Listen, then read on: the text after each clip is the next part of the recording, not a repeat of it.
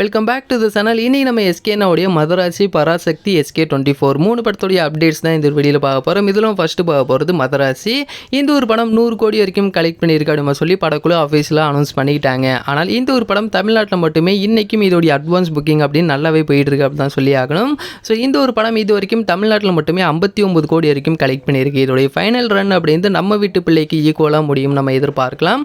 அது மட்டும் இல்லாமல் நெக்ஸ்ட்டு நம்ம எஸ்கேனோடைய பராசக்தி இதோடைய ஷூட்டிங்கில் இப்போ நம்ம எஸ்கேனா இருக்காரு. இதோடைய ஃபைனல் ஷெட்யூல் அப்படிங்கிறது இப்போ ஸ்டார்ட் பண்ணிட்டு தான் சொல்கிறாங்க.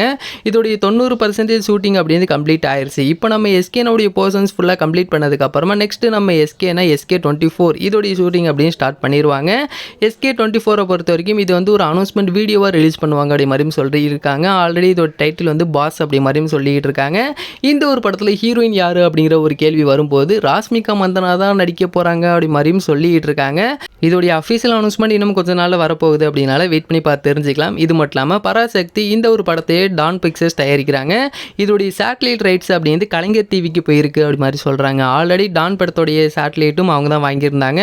இப்போது நம்மளுடைய பராசக்தி இதோடைய சேட்டலைட்டும் அவங்க தான் வாங்கியிருக்காங்க. அண்ட் இதோடைய டிஜிட்டல் ரைட்ஸுக்கான டாக் அப்படிங்கிறது இப்போ பிரைம் வீடியோ அண்ட் நெட்ஃப்ளிக்ஸ் இவங்ககிட்ட ஒரு பேச்சுவார்த்தை நடந்துகிட்டு இருக்கு. யார் வாங்குறாங்க அப்படின்றத வெயிட் பண்ணி பார்த்து தெரிஞ்சுக்கலாம். அண்ட் இந்த ஒரு வீடியோ பிடிச்சிருந்தால் ஷேர் பண்ணுங்கள், லைக் பண்ணுங்கள், மறந்துடாம சேனலை சப்ஸ்கிரைப் பண்ணிங்க. அப்போ தான் நாங்கள் போடக்கூடிய வீடியோஸ் அனைத்துமே உங்களுக்கு உடனுக்குடன் வந்துக்கிட்டே இருக்கும்.